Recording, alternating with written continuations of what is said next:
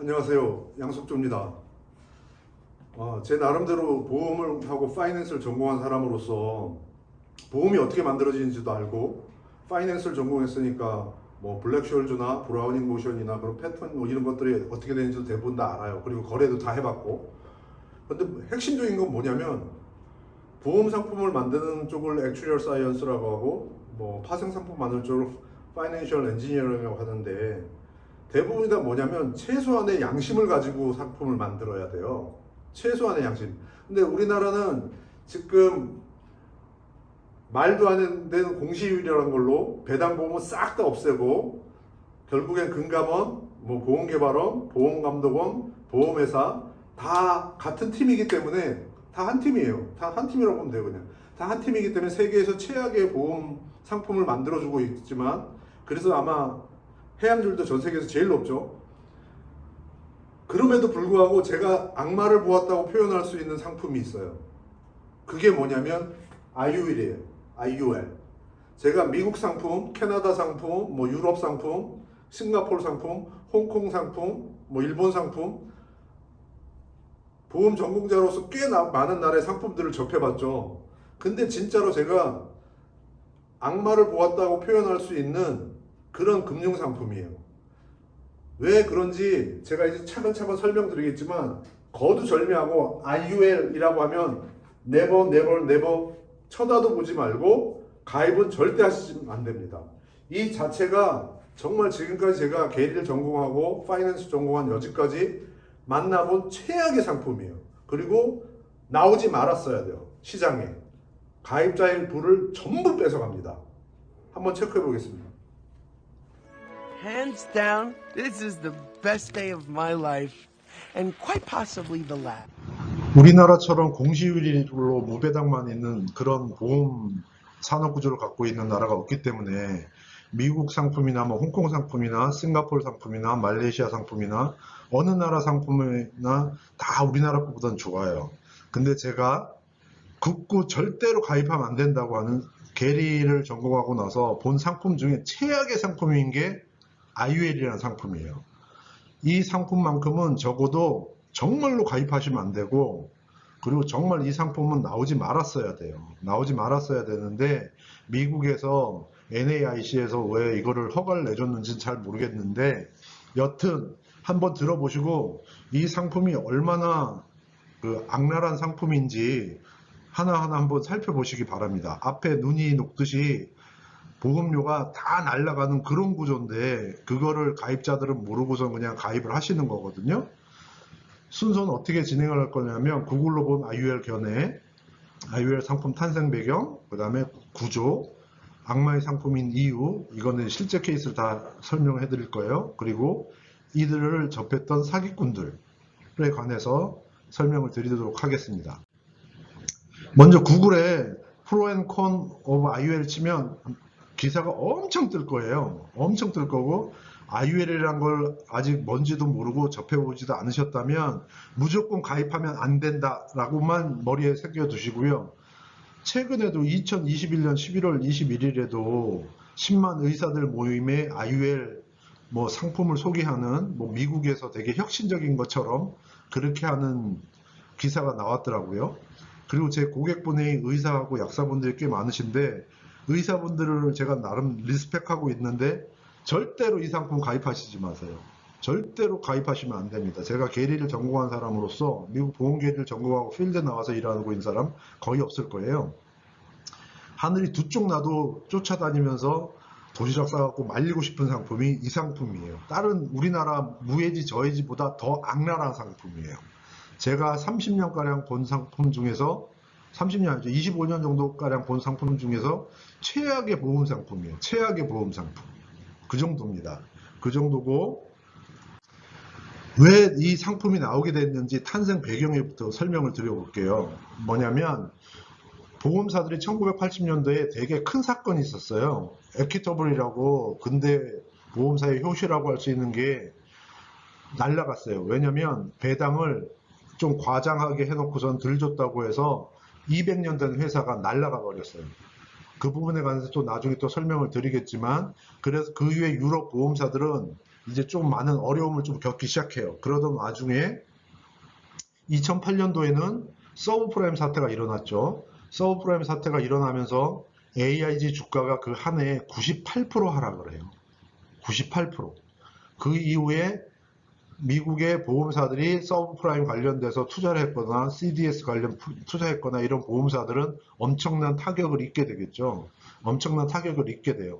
그러면 기존의 유럽 보험사들은 1980년대부터 좀 타격이 있다가 2000년대 초반서부터 고금리 상품을 유럽에서 좀 많이 팔았거든요. 팔았는데 금리가 확 내려가기 시작하니까 이제 서브프라임 터지면서 금리가 확 내려가기 시작하죠. 그러다 보니까 어떠냐면은 그 확정형 고금리 상품 팔아놓은 게 되게 큰 부담이 되는 거예요. 그리고 거기에다 더해서 독일 같은 경우는 듀레이션이 자산과 부채 사이의 차이를 그 차이가 듀레이션이 뭐냐면 수학적으로는 그냥 그 1차 미분 함수인데 그냥 쉽게 말해서 한 포인트로 얘기하면 어느 한 가중치에 그 부담이 다 있는 거예요. 자산의 듀레이션이 7년이라 치면 7년치 한 점에 포인트에 다 그 재산이 몰려 있는 거고 17년이라고 하면 부채가 17년이라고 하면은 17년 차에 한 해에 부채가 다 몰려 있다는 식으로 이제 표현하면 되는 건데 이 둘의 차이가 많이 나지 않아야 되거든요.